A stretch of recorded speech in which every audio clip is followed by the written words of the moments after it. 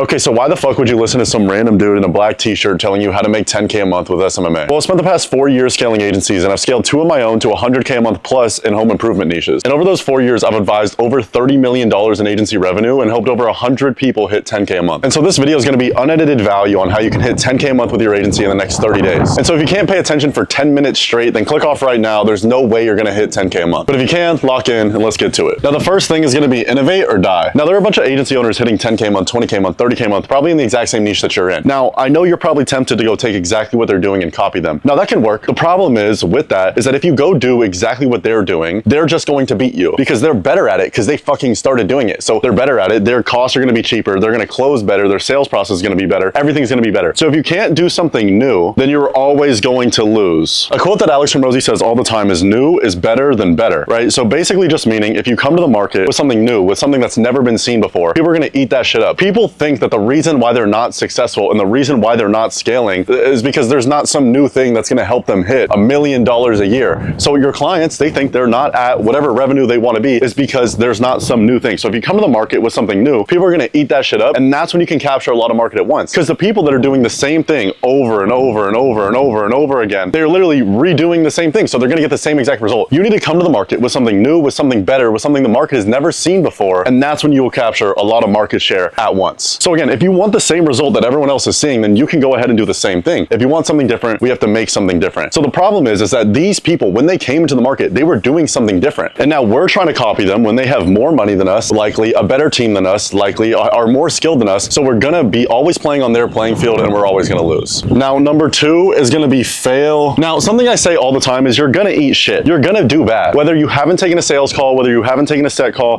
whether you haven't sent outreach, you're gonna fucking suck. Do you wanna suck right now or do you wanna suck in 3 months? You could suck right now and in 3 months you could be hitting 10K months and you would be like, thank God. Or you could wait 3 months to start sucking and then you could suck in 3 months and now you're not achieving your goals for 6 months, another year. The faster you fail, the faster you eat shit, the faster you're gonna succeed. Fail fast. Every time you fail, you are learning super fast. Like when you first start something, you get really good at it really fast. Same thing with newbie gains in the gym. Same thing with like if you're just gonna start doing fucking anything, if you're gonna start like trying to start playing baseball or football or whatever sport, or even business, even sales. Right when you start sales, you're going to find a lot of things that you can improve on really fast because you're shit. So why not take advantage of that and get as good as possible as fast as possible? The faster that you fail, the faster you will succeed. Third thing I want you guys to keep in mind is literally just action. Now, action is the predecessor of everything in life. And you're gonna hear me use the gym as an analogy a lot because I go to the gym and I think the gym is a good analogy for everything in life, but in business in general, because it takes a lot of discipline and it takes a long time and you have to get better with it and you have to be patient. So let's say that you know all the knowledge in the world. You watch this YouTube video, you watch all of my YouTube videos, you watch Charlie Morgan, you watch Iman Ghazi, you watch literally, you watch Ravi Avivala, you watch everybody, but you're still making no money. You have all the knowledge in the world. Everybody has the access to the same materials. Everyone has access to my videos. Everyone has access to Ravi's videos. Everyone has access to these free communities. Some people can pay for paid ones and learn a little bit faster. And maybe let's say you don't have that money. So that's a little advantage that they would have. But everyone has the same access to all the information on YouTube that they could ever need. It just depends what you're going to do with it. Same thing with fitness. Let's say people watch Jeff Nippard's videos all the fucking time, but they're small and they're not making any progress. Why? Is it because they have a lack of information? No, it's because they don't do any fucking thing. You are not going to watch this video and improve. Listen to me. You are not going to watch this video and start making money unless you do what the fuck I'm telling you to do. I can give you the best cold outreach script in the world. I can give you the best ad. I can give you every single thing that I've ever done in my agency. If you don't go fucking do it, you're not going to make any money. Oh shit. It's how fast can we implement something that we just learned. We can learn everything in the world about the gym, and I can learn how to do these curls, and I can learn how to eat in a calorie deficit and lose fat and eat in a calorie surplus and gain weight and put on size and get stronger. But if I don't fucking eat the food that I'm supposed to eat, I'm gonna stay the same. And so if you literally don't know, if you don't do exactly what you're supposed to do, you're not gonna make any money ever. You can know everything in the world. So likely if you have these friends, or so likely if you see all these people online or all of your friends that are making much more money than you, but you don't think they're smarter, you don't think they're better at sales, you don't think they know much more than you, the reason is because you sit here watching YouTube videos while they're actually doing what they're supposed to be doing and driving revenue. This is another thing, it's just RGAs. RGA stands for revenue generating activities. This board is getting like a piece of shit. I'll erase it after, but revenue generating activities is all you should be focused on ever. So basically a revenue generating activity is going to be an activity that's going to drive revenue to your business because there's no other activities to do. Like what the fuck? What other activities are there to do besides make money? All y'all, like this is me. The reason why I can say here and sit confidently on telling you that you're being a bitch is because I was being a bitch. I am no longer a bitch. I am renowned from that space of being a bitch and I'm not a bitch anymore. I was a bitch in the past, which is okay because that's probably you right now, but it's okay because I was you too and now I'm not. You're probably worried about your website or your logo or some bullshit that doesn't fucking matter. You don't have a client. Like what?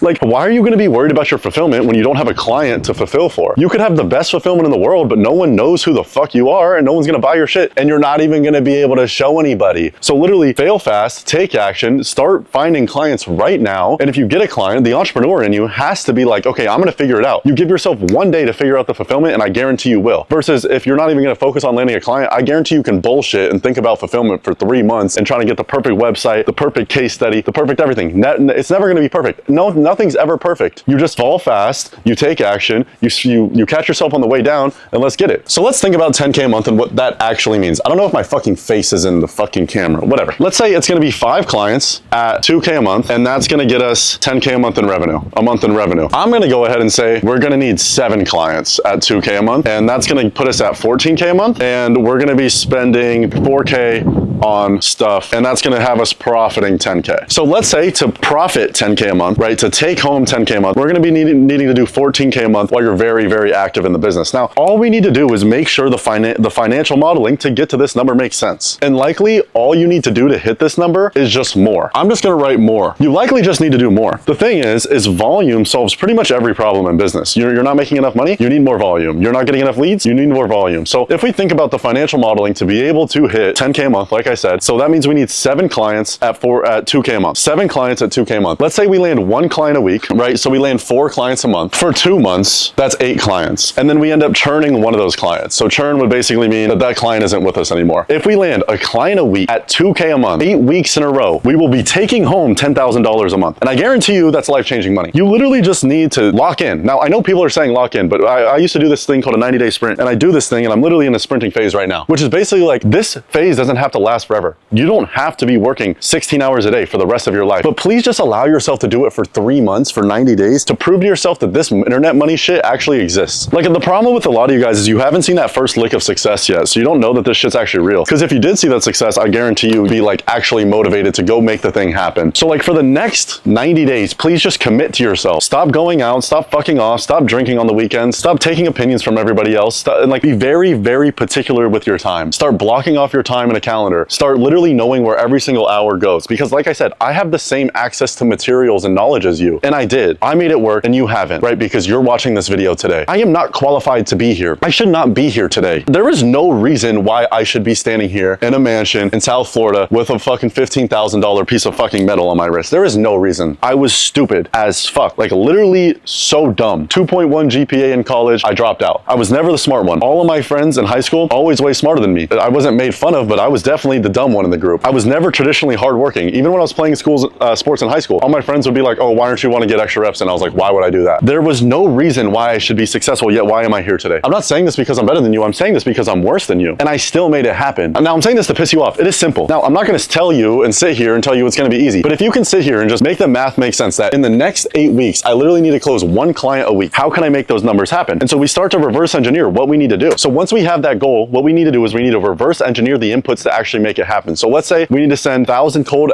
text blasts every single day, and that lands us a client a week. Well, now all we need to do is we need to make sure we're sending 1,000 a day. If we need to send 3,000 a day, that's what we need to do. But once you make the financial modeling and like the finances make sense to be able to hit 10K a month, it doesn't seem so far away. All you need is 1 client a week for 2 months, and you can churn 1, right? So one of them can leave you and you're still fine. All we need to do, the inputs to that, is send way more outreach, get way better at sales, innovate on the product, and actually fucking try. If people put the same amount of effort that they put into their 9-to-5 job at an agency, I guarantee you they'd make way more money. The problem is you have to work for yourself, so you're not motivated to actually get the work done, or you think you're motivated, but you're not actually doing anything. And so it takes a different amount of discipline to actually do the work when no one else is telling you to. Like I said, it takes a different amount of work for somebody to be disciplined enough to literally do and like be their own boss. Like it's not the easiest thing in the world. Now, when it comes to actually signing clients, and we're getting away from the boring stuff into the actual sauce, there's 4 ways you can actually go about landing clients. And when you think about landing clients, it's just going to be finding people that are interested in your shit. it. People overcomplicate it. You have something that you want to sell and you just need to find someone that's interested in it. Think about it if you were selling lemonade on the corner store, if you're a girl selling Girl Scout cookies. You have the Girl Scout cookies, you just need to find people. People go door knock, people go stand somewhere and go initiate conversations. That's how you make money. So it can be, you can find people to buy your shit through organic content, which would be something like this right now, a piece of content. You can find somebody to buy your shit through cold outreach, so you DM them. Now that would be something like a Girl Scout, like talking to someone who they don't know. So this is talking to somebody you don't know. Warm would be talking to somebody you do know, so like reaching out to a friend or if you knew someone in your niche. Now it's not the best option, but it is one. Next is paid, so that's going to be paid ads. That's going to be paying for somebody to see your message. The fastest two ways you're going to be able to scale, or the fastest one, is going to be paid. Now the best leads that you're going to be able to get is going to be with organic content, right? Because people are going to trust you that you already know what you're talking about. Now organic content is going to take you a really long time. Warm, you can't hit 10K a month likely unless you know a fuck ton of people in your niche. So it's either going to be cold or it's either going to be paid. Now if you have the budget to get into paid ads, I wouldn't even start that yet because you probably don't know how to close. And I don't want you spending money on a business unless you know how to close and you're confident that you can close people to get the ROI. Now when we're talking about cold outreach or any type of outreach of that matter, the offer is going to be everything. Now the offer is just going to be what we're actually giving them. Think about if you were to click on an ad. If I were to tell you, hey, I'm going to help you land more agency clients, you'd probably be like, all right, well, Cole,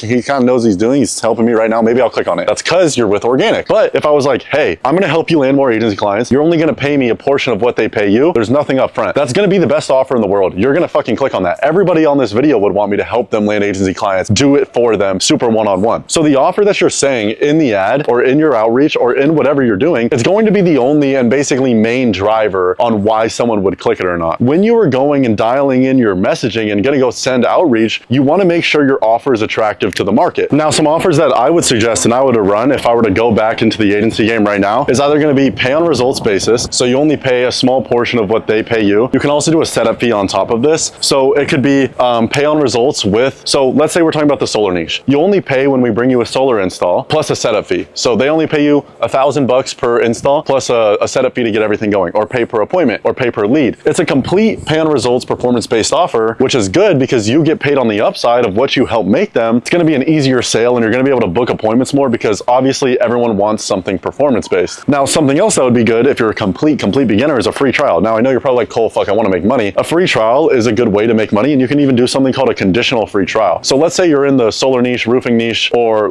e-commerce, right? And you're going to be like, okay, I'm going to get you 50 new purchases on your product in e-commerce. What you could do is basically be like, okay, you pay me $1 upfront, $5 upfront or whatever, and once I get you those 50, then you pay me $2K. In the roofing niche, I've done the same thing. I'm gonna get you 20 appointments, you pay me $15 upfront, and once I deliver the 20, you pay me the 2K. Now, it's just because you don't have a lot of experience, they're not gonna trust you, and it's a way that we can help them trust us, force them to trust us almost, because they pay once we deliver the result, and we can get a case study out of it, we can get some confidence, we can get the money to invest back into the marketing system that just paid us more money. And then another thing we can do is X guaranteed. So it could be like, or risk reversal. So that's the way an offer is set up. So it could be 90 appointments guaranteed or you don't pay, 20 estimates guaranteed or you don't pay, plus I'll give you $5,000 for wasting your time. You can play around with this and make something super attractive to your ICP, the type of person that you're targeting. And this is going to be the one for more of advanced people, while these two are going to be more beginner based. Because with this, you can actually start to charge a retainer, you can start to charge more money, but you're not going to be able to book as many calls for a cheap of a price,